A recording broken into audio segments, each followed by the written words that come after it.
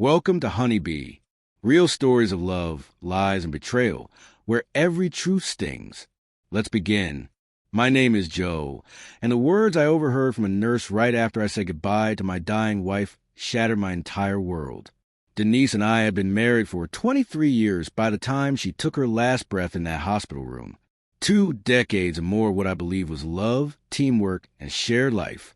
Together, we raised 2 wonderful children who are now in college, built a home, and collected countless memories that define half of my existence. I thought I knew everything about the woman I'd loved since I was 25, but I couldn't have been more wrong. Denise wasn't my first girlfriend, but she was my first true love, the kind that makes you want to grow, to be a better version of yourself. When we met, she was 23, working as a receptionist at a dental clinic. I was a junior accountant at a small firm, still uncertain about my future. She wasn't like the women I had dated before. She carried herself with a calm maturity and quiet confidence that instantly drew me in. Later, I found out she just ended a 3-year relationship with a man named Jeremy. She rarely spoke of him, only saying they had different goals in life. I didn't care that I wasn't her first love. What mattered was that I was the one she chose. We dated for 2 years before I proposed, and she said yes with joy in her eyes. Our wedding was intimate, just family and close friends.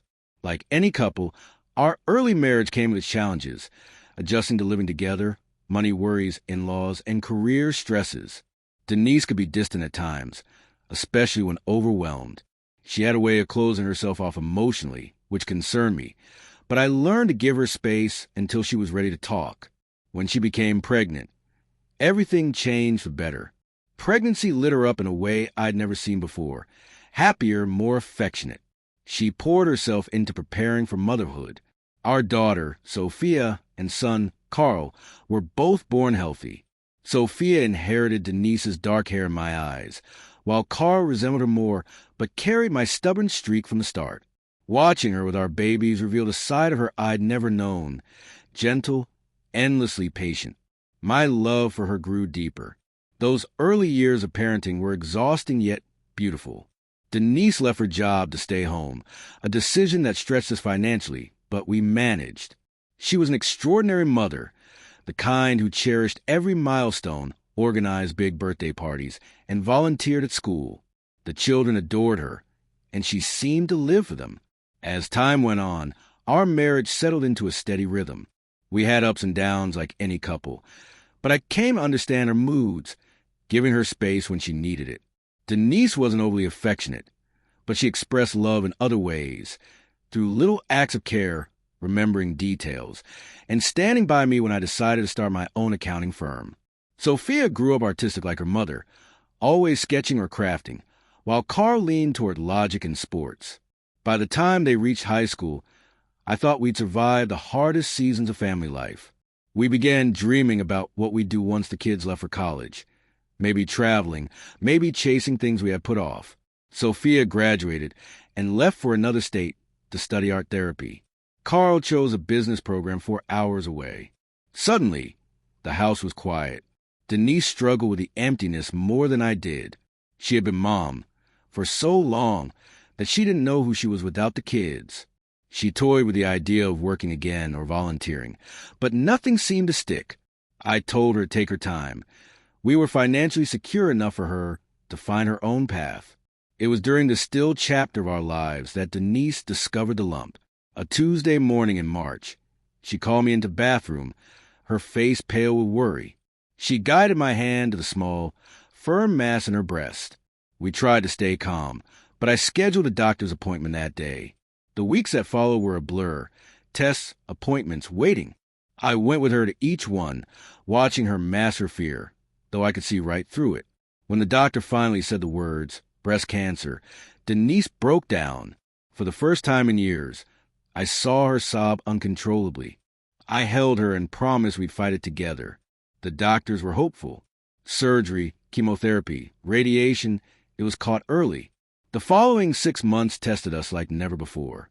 Denise lost her hair, her strength, her appetite, but never her determination. I learned to cook meals that wouldn't upset her, sat through endless chemo sessions, and drove her to every appointment. The kids visited more often, and we video called them daily. Denise always put on a brave face for them, though I could see how drained she was. The surgery went well. After months of treatment, her scans came back clear. Cancer-free. For the first time in what felt like forever, we celebrated. Her hair grew back, her energy returned, and for almost 2 years, life felt precious, renewed. Denise volunteered at a cancer support charity, picked up painting, and embraced life with a vibrancy I hadn't seen before. But then it came back. It was Carl who first noticed. On a spring break visit, he commented on how tired and thin she looked. I had been buried in work, blind to the changes until he pointed them out. Denise brushed it off, saying she was just overworked from volunteering. But I convinced her to see the doctor. The cancer had returned and spread. The doctor's expression told us before his words did. This time it might be the end. Denise took the news with a calmness that terrified me. She asked practical questions about treatment. Then outside, she squeezed my hand and said we needed to tell the kids right away. The next 2 years were a slow farewell. She chose lighter treatments, wanting to remain herself as long as possible rather than spend her final days sick and weak. We made memories, small trips, photo albums, letters she wrote to the kids for milestones she knew she'd miss. She even planned her own funeral. Oddly, it gave her peace. As she weakened, I stepped away from work to be at her side. The kids came often, and eventually, Denise moved into the hospital permanently. 3 weeks before the end, doctors said her organs were failing. Comfort care was all that remained.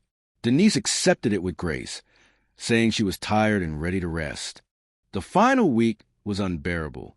The kids and I rotated, making sure she was never alone. On her last day, she slipped in and out of consciousness.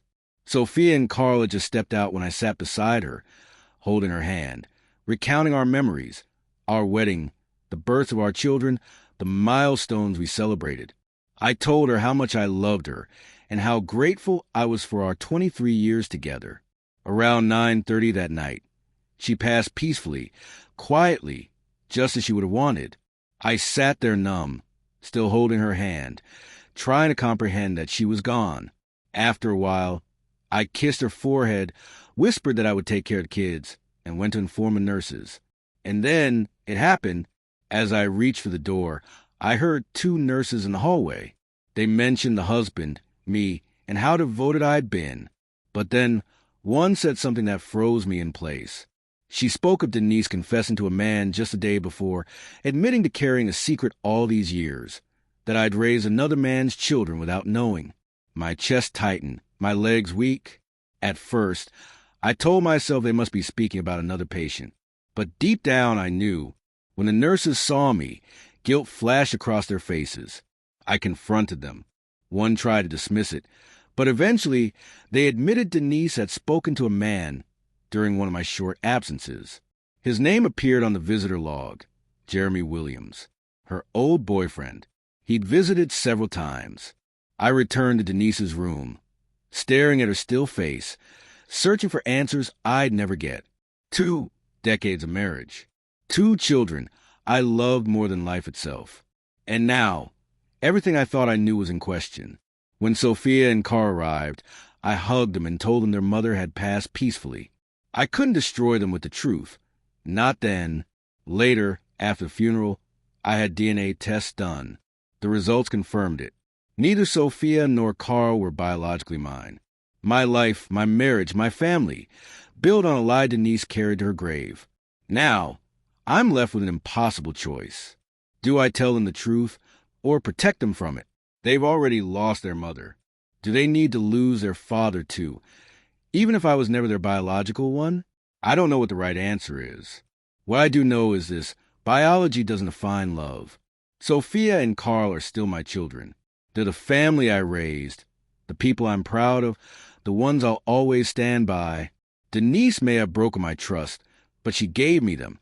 And no matter what, I'll keep being their father. Because fathers aren't made by blood. They're made by love.